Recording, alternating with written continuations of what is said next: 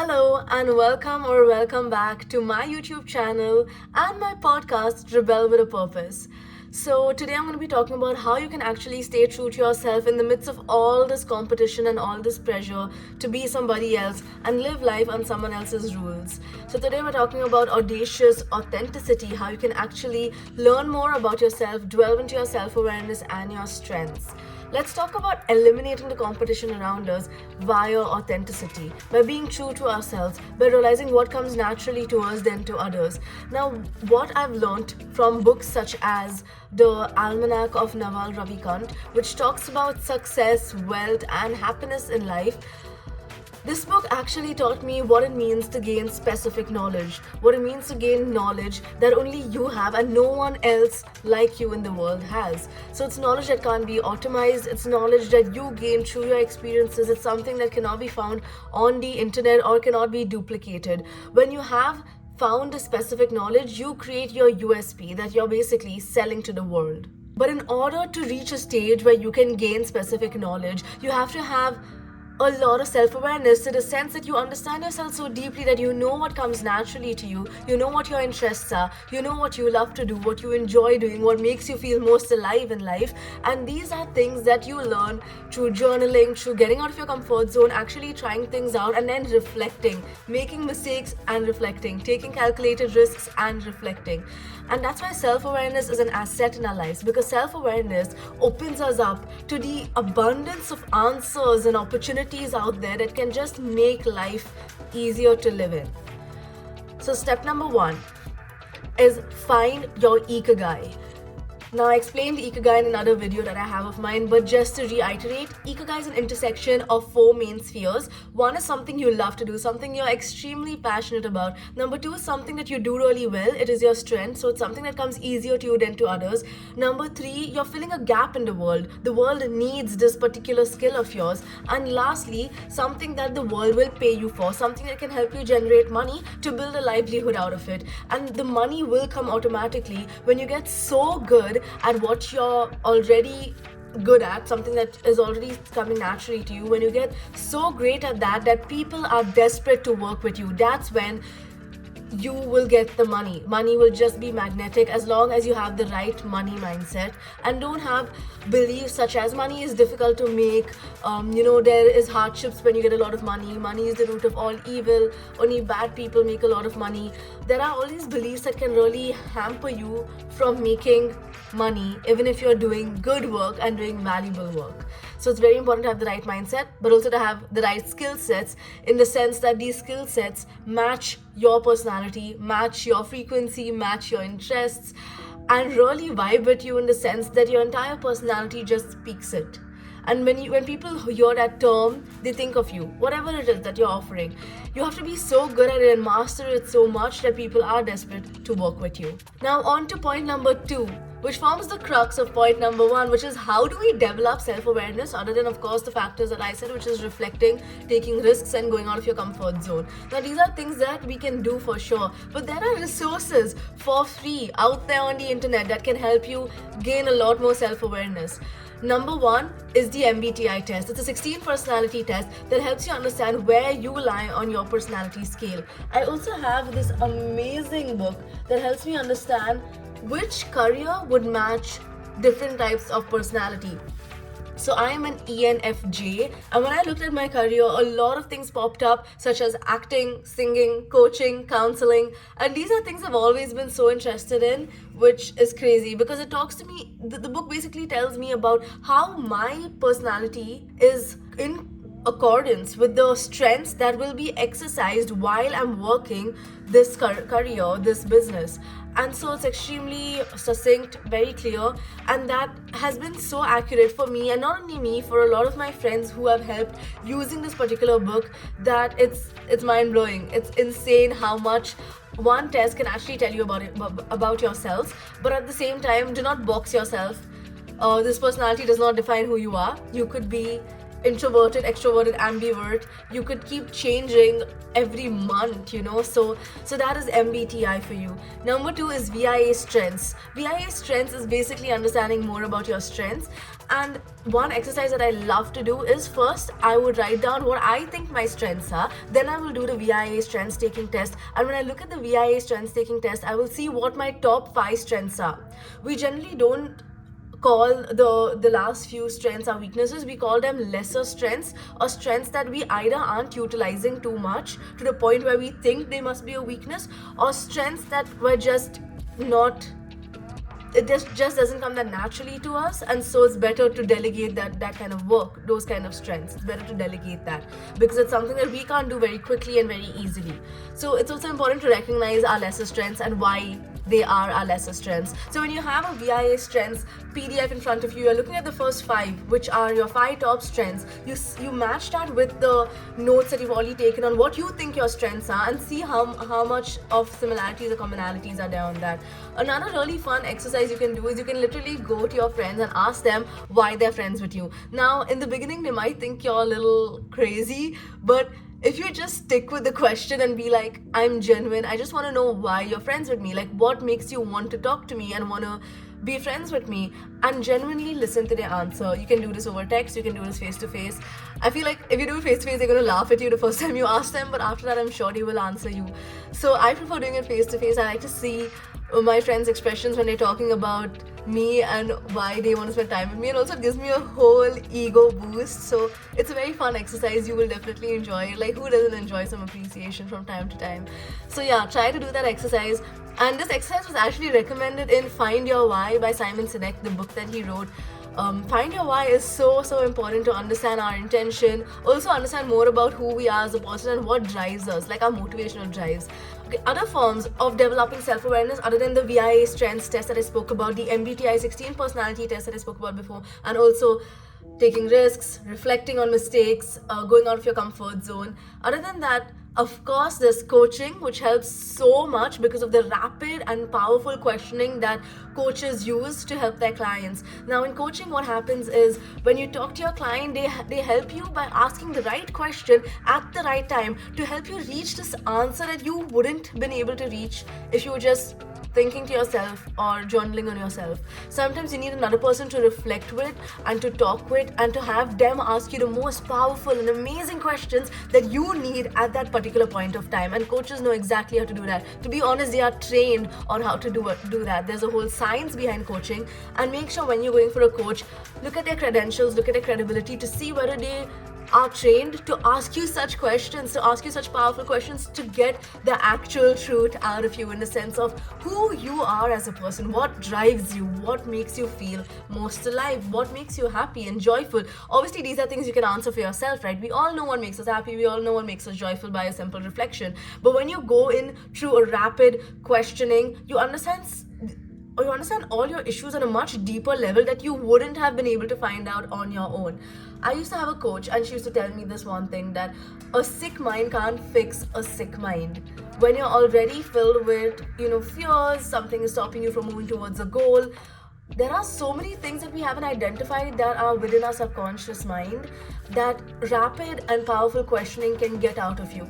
And that's what coaches are trained to do. So I think coaching is great to understand more about yourself on a deeper level, and that deeper level is where you'll find your motivational drives. So moving on to other aspects of raising your self-awareness, of course, meditating, spending some time alone in solace, without social media, without the internet. I feel like we get so wind up in this whole internet, social media era that we actually forget about the inner voice. What do we truly want? And I honestly feel like there have been times where I have forgotten what I really want internally because I'm always scrolling through the algorithms of Instagram or Facebook and YouTube, and oh my god, LinkedIn just makes me feel like, what am I doing? I feel very overwhelmed. I feel like I'm not enough. And all these are lies that we're telling ourselves. And if these lies are being propagated by your social media accounts, then it's time for you to reduce the screen time, reduce how much time you spend on LinkedIn. For example, for me, that's something I have to do. And reduce how much time you spend on whatever other social media platforms that are causing you to indulge in self-doubt or self-sabotage. There is this one thing that Mel Robbins spoke about, this one concept called unfollow Fridays. And I think it's such a fun concept because every Friday she speaks about how we should look at our accounts and see what accounts we want to unfollow or accounts that don't serve us, to ensure that our feed is filled with empowering or positive narratives. For me, my Instagram feed right now is so positive. Every single account I follow is so positive and it's so empowering. So for me, my positive self-talk has been altered because of my Instagram. So I gotta give it to it. It's not all bad. Social media is not all bad if you use it to your advantage and if you use it to build a more positive and empowering narrative in your mind. And that's what I did with Instagram, and it's really helped me. But yeah, that's something I kind of struggle to do with LinkedIn. When I see the achievements around me, when I see I'm an overachiever, and when I see that other people have achieved this and that, and they're doing this, and they're also doing this, and they're also doing this, I don't think I'm the kind of person who can work under that kind of pressure. And when I feel overwhelmed, I get paralyzed. I literally cannot take action. And so for me, it's very important to not reach a stage of that much overwhelm and to know that boundary, that line when I have to just stop scrolling on LinkedIn and go back to focusing on myself, or probably take a walk or have my favorite food. Something that just makes me relax, makes my parasympathetic nervous system a little more relaxed and calm. Because I'm telling you, I'm sure my cortisol levels go up every time I'm on LinkedIn, and that's something that I have to take care of. Anyways, moving on is research on mentors. That has helped me majorly in choosing coaching as my career path. I'll tell you why. Coaching is something that's unconventional in India. It is unconventional in Asia too. And it has only recently grown rapidly in America. So when I wanted to get into coaching, I had to do so much research because there is not a lot of available information on coaches out there. I couldn't find any Indian coaches for the longest time until I started putting out more content like that, and then I started connecting with other coaches who are on a similar mindset as me, have similar ideals as me and belief systems as me.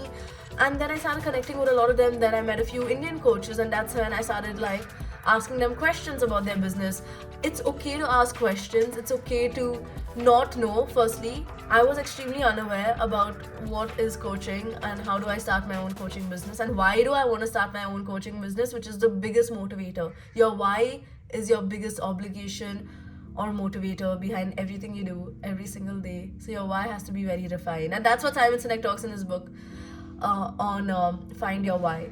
But yeah, moving on to researching on your mentors. So what I did was, when I looked on Instagram and LinkedIn for these mentors, I would reach out to them. I would ask them for a call and make it a quick call. Like, I don't want to spend a lot of their time because they don't even know who I am.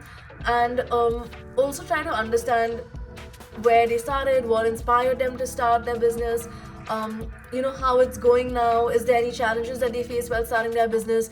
These questions are very important for you to understand and be realistic about your dreams. Obviously, there's a lot about being delusional about your dreams, but it's about being delusional yet realistic. And that's the only way you can actually make your dreams a reality, because you know that it's realistic. You've seen other people achieve it, so you know you can achieve it. When I saw proof that there are Indian coaches who are making coaching a full-time career, then why can't I do it? Even though everyone around me told me that you're too young to be a coach, you can't be a coach, people will not pay you, you look like a kid, why will a 40-year-old come to a 22-year-old or 23-year-old? So it's just a lot of these limiting narratives around me, but yet I still decided to come and do this part, to take up coaching as a full-time, because I love it. I love it completely, and I know that I can help people with it because I know I'm great at it, because I'm great at asking powerful questions, firstly, which is the most important aspect. And I'm great at empathizing and understanding what another person feels. So I know I can help people get results. So I didn't stop when I saw that other people could do it, when I used that as motivation, that you know what, if they can do it, why can I not do it? So researching does not only help you with obviously the information that you get from asking them these powerful questions, but it also helps you with getting the motivation and the drive to do it in spite of all these limiting narratives that you might have around you that you can't do it. And also be realistic about it. Is it something that you can take up right now and still be great at, say 10 years down the line? Do you see yourself doing it for a long term? Do you see yourself working on this every single day? Would you get bored of it? And if you do, is there any way you can find to bounce back on this career path? Coaching is something, anything, like any career, for example, you will get bored after a certain point of time, right? Like you might find a certain things of it boring, but find a career that's dynamic, that most of the elements of that career will not bore you, will interest you, will keep you excited and engaged in it. But again, that depends on your personality type. I'm a person who does get bored easily, which is why for me to find a dynamic work culture, to find a kind of career that helps me be on my toes, helps me talk to different people every single day, understand different issues, help people and see the results I create, that to me was huge. It was so huge. Even sometimes talking about it, I even start crying because it means so much to me. It actually means the world to me to be able to make a difference in other people's lives through coaching. And so if there's anything that you think makes you feel this way, gives you jitters, makes your hands shiver, and you feel so excited even just thinking about it, then it's probably meant for you. If you can't stop thinking about it, if you wake up thinking about it, if you're energized thinking about it, then it's probably meant for you. Those are the symptoms of things that could be your purpose or your calling. Anyways, so that's about developing your self-awareness. I really hope those helped. And moving on to the third aspect, which is what are the benefits of living authentically or having an audacious authenticity about you. Now, the benefits of living authentically, firstly, is that you get to live your purpose, your calling. You get to do what you love every single day. When you do what you love, you're more productive. You're naturally a better team leader. You're naturally a better boss. You're just naturally a better person. When you're just good at what you do, you radiate positivity, you radiate good energy that is contagious. You attract better people into your life, so you have better relationships. When you're good at what you do, you're also more motivated to become better and better and better. So you're less demotivated. Like say you suck at something and it's your weakness, and your boss keeps on giving you tasks that are your weakness but not your strengths. She goes on giving you these tasks that are your weakness, and no matter how hard you try, you can just never reach her expectations. If you feel that way, it is not you. I just want you to know that it is not you. It has nothing to do with you. It's just a weakness or a lesser strength, as we spoke about, that you have, and that is something that you are meant to delegate, not something that you are meant to do on your own. Especially at the initial stages, when you're an intern, you're made to do a lot of things. Some things could be your weakness, some things could be your strength. But if your weaknesses are highlighted in the workplace, you will not be happy. It will cause a lot of frustration and unhappiness in the long run, and so it is not sustainable. Which is why when you develop that self-awareness and when you go into a life of complete authenticity, you will never feel that energy drainage ever again. You will recognize vampire careers and vampire people very easily. The reason I use the word vampire is because I mean energy sucking or energy draining, energy vampires basically. And so you'll be able to recognize them more easily when you have that self-awareness and when you reflect on your life, on your past mistakes, on your risk-taking abilities and everything else that makes up your personality or the person you are today. Also, living a life of authenticity is living a life of least resistance and least suffering. You see opportunities coming your way, literally dropping onto your lap because you are vibrating at a high energy level. As I said, you radiate positive energy, which is contagious, and the universe is giving you back what you're radiating out. So again, that's the whole law of attraction and getting opportunities at that level to take you to higher places. So once you're feeling good, you're only creating good in your life. If you're feeling suckish, your mind will also find evidence in your day that helps you feel more suckish, like more helps you feel worse about your life. It's called a confirmation bias. Generally, when we aren't feeling good about our day and we feel like today is going to be such a bad day, then your mind is going to find evidence to prove that today is going to be such a bad day. And when you feel like today is such a great day and the sky is so beautiful and oh, I love how pink it looks, look at the butterflies, you're just appreciative of the things around you, you're vibrating on a positive energy. Even a small smile, like even just a subtle smile, can help you release happy hormones in your body. Can you believe that? So just imagine what waking up and just smiling can do to you. Waking up and having a gratitude journal can do to you. Starting your day on a positive note can just bring in all these good vibrations throughout your day. So it's so important to just have that mindset. And not really fake it till you make it, because I don't think faking energy works. I think energy has to be authentic. So really believing that you have a lot to be grateful for. You have a roof over your head, you get clean water to drink, you have hot showers. I mean, those are all privileges already. So thanking your stars, thanking your blessings for all of this, you will feel authentically grateful, and that authentic gratitude will give you the happiness and the positivity to kind of call in more opportunities that will help you vibrate at higher levels. When you live authentically, another benefit, an amazing benefit, my favorite benefit that comes out of it is glowing confidence. People literally look at me and are like, how are you so confident? And I've never been confident. I've always been a person of extremely low self-esteem. I would compare myself all the time to people around me, whether in high school, middle school, primary school. I don't know when this started, this whole comparison, but it's been draining as hell. And it's still, as I spoke about my LinkedIn account that makes me compare myself to everyone out there, it's still extremely draining. But at the same time, I've managed to get it under control. I've managed to control it rather than allow that comparison to control me and my emotions. And so when you live a life authentically, you're living a life wherein you're extremely confident about what you're giving out, about the person you are. When you have self-awareness, you're automatically confident because you're self-assured in the person you are. People's opinions on you matter less to you because you know yourself so well that you're so self-secure. For example, now if I have blue hair and someone's like, you have blue hair, it looks really bad on you. And I don't get offended because I'm like, I don't have blue hair. Clearly it's black. I don't have blue hair. So that's the same thing with having other belief systems about myself. When I have self-awareness, I know for sure I'm good at what I'm doing. And so if someone says, what if you suck at it? Like, what if you're really bad at it? I'm not going to take offense because I know how good I am. I've seen it through maybe client results, through testimonials, through people telling me, through my own work, through helping to create a transformation. For example, I've seen the work I do. So when I know how good I am, what someone else says will not matter that much to me because of my self-assurance and my self-confidence in my abilities, which I've proven to myself. Okay, so apart from utilizing your strengths to your advantages, apart from being more happy, apart from being more productive, apart from feeling more confident and radiating positive energy around you, which is extremely contagious, the other benefit of living authentically is feeling calm and feeling like you belong. When was the last time you felt extremely lonely? When was the last time? I'm just gonna give you a minute to think about it. What kind of environment were you in? Who were you surrounded with? What was making you feel lonely? Think about these questions. Journal about them if that helps. But for me, the last time I felt extremely lonely was when I was in a job where I wasn't appreciated, where I just didn't feel enough on a daily basis. I felt like a failure, like a literal walking failure. Like no matter how hard I was trying, I wasn't able to reach the expectations of my boss. So I was like, what is wrong with me? And this question, what is wrong with me? You don't ask yourself this question when you start living an authentic life. You look at all the things of what's right with me, what's going well with me, where are my strengths? And when you start asking what's right with me, that's when you start this journey of living authentically.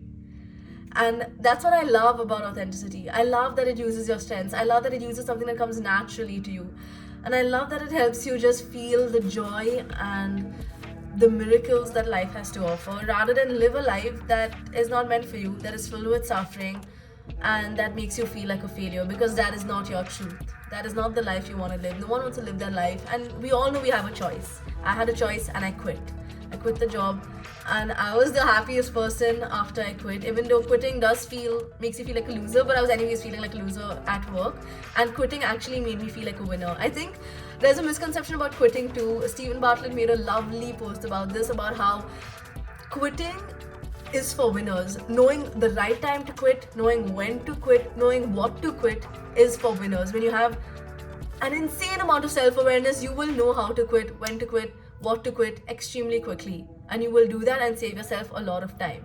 So now I'm going to be talking about how we can eliminate comparison, because I spoke a lot about comparison, and comparison happens when you're not living very authentically, or when you're a little stressed and anxious about the future and about how you can live your authentic life. which is what happened to me very recently. And so in order to have an intention that's unwavered, so you don't look at other people's paths but instead are super and hyper focused on your path, is vision boards or treasure maps. I love vision boards. Like literally putting down images, making a mood board of how you want your life to look, say 5 years down the line. It's so fun to just take out images from Pinterest and make a mood board, which I speak about in my other video on YouTube too, about vision boards. And other than the mood board, you can also do like actual specific pictures of how you want your vision board to look, and a date and a year of when you want to achieve those goals. So it could be short-term goals, long-term goals, and big audacious goals. So you can have like 3 sectors, one with short-term goals, long-term goals, and big audacious goals, and have pictures for each of the 3 sectors. And these pictures should be pictures that are so aligned with you, that make you feel so alive and excited that you can't wait to live this life of yours. And the process to it will be an enjoyable one, because it will be a process of authenticity, and a process of authenticity will always be fun and exciting and enjoyable. So don't worry about the how right now, just worry about the what, which is what do you want your life to look like 5 years down the line. Create that vision board, put a month and put the year, or put a date and put the year. Actually, date is more specific, so put the date and put the year of when you want to achieve those goals by. And also be delusional but realistic about it. So as I said, focus on aspirational mentors, on aspirational people, do your research on them, but do it to the point that it doesn't overwhelm you and then paralyze you. Do it to a point where it gives you inspiration and then stop. So for me, I would do it whenever I felt like in the past, but now I've limited myself to 2 days a week when I feel inspired to just go out there on LinkedIn and Instagram and find aspirational people, or people already living the life that I want to live, and see how they did it. Look at the pathways and see, like, is this something I can do right now? Do I have these opportunities in my life right now? Can I get these opportunities in my life right now? And really asking myself those questions on my how. That's how I figure out my how. But honestly, it does get a little overwhelming, because I'm looking at people's paths and how they're achieving their dreams. And sometimes it just might be very different for you, because they might have had opportunities at that point of time which you don't have right now. So when you compare yourself, you feel like, why is this so hard? So before you reach that stage of why is this so hard and getting overwhelmed and wondering what you're doing with your life and what's wrong with me, before you reach that stage, stop looking at your phone and stop scrolling and take a walk, take a break, do something that makes you feel better. Distract yourselves. Yeah, you can distract yourself. There's nothing wrong with distraction being a coping mechanism, but only if distraction is taking you away from an emotion that you really have to feel in the moment, then it could be a negative technique. But otherwise, distraction is a positive technique. If you've already accepted your emotions, if you know that this is going to take you to a downward spiral, then you should just distract yourself. So I believe in distracting myself by going for a walk or talking to a friend about something else, preferably, because I know I'm good enough, and no other person on LinkedIn or Instagram should have to make me feel inferior. And so when you know your truth, you don't worry about the you don't worry about the logic behind it. You don't try to reason it out. You don't try to reason out why they're better than you, or why they've already achieved so much more than you. Everyone has different opportunities, everyone has a different composition of genes that make them an entirely different person than you. And so comparing is just the most pointless thing ever, yet we all do it, even though it's not logical at all. And lastly, I want to end this video by talking about the stress of going fast, when all we need to do as human beings, not human doings, is to go slow. I don't know why, but it is so overrated. Like going fast, being quick, doing multiple things at the same time, overachieving. It's all overrated. Do you, okay? Like, listen to what your soul says, understand your personality type, understand your strengths, and do what gives you peace. Honestly, do not chase the herd, bro, because we're all so different. Like, we all have different ways of living life, and we all have different... No one can tell you how to live life. You will know better than anyone else, because it depends on your personality type. What comes naturally to you, what makes you tick, what makes you happy. All that is something that you will know better than anyone else. And so you need to live your life using all this to your advantage, so you can live a peaceful, joyful, happy life, instead of a life that is rushed, stressed, that is hurdled with anxiety. You don't want that, right? And I mean, overachieving, like wanting this sense of achievement, is actually I read this in Atomic Habits, right? So it's actually the anticipation of the reward, not the achievement of the reward, that gives you these dopamine hits. And so we love the chase. We love that whole process of reaching a goal and then finally the sense of achievement. But that whole process, the chase, is what gives us the highest dopamine hit. And that's what I find funny. I mean, like, it's so important to chase the right things in life, because it's easy for us all to be on this path of like hustle and chasing things because it gives us happiness, it gives us dopamine. But also to realize that we need to chase the right things, which is why the vision board is so important, which is why living authentically is so important, which is why finding your why, as Simon Sinek says, is so important. And that is when you live authentically and you chase the right things and you have blinders and you're not looking at other people's paths, are not worried about what other people are doing in their lives, because you know for sure that this is the path that you're meant to be on and there is no other path for you. Your higher self is calm, your higher self is not anxious, your higher self is not stressed out. So when you're stressed out, you're actually losing connection with your higher self. In order to maintain connection with your higher self, it is so important to maintain a kind of blissful peace within us. And this peace comes when we know and we trust the universe or God and we just surrender. We know that we are in the right place at the right time at every given point of time. We are not too fast, we're not too slow, we're not early in the process, we're not late in the process, we're just where we need to be right now. And that's why I'm a huge advocate of slow ambition versus toxic productivity, because all my life, let me assure you, I have lived the most toxically productive life ever.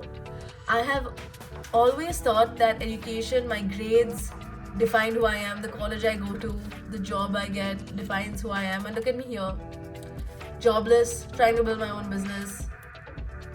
It's insane how my whole mindset changed. But yeah, I always thought grades is everything, and that stressed me out so much. I've lived 17 to 18 years of my life living the lie that my grades define who I am. And so I was under a tremendous amount of pressure and stress to do well in school, in college, and all that did for me was give me anxiety.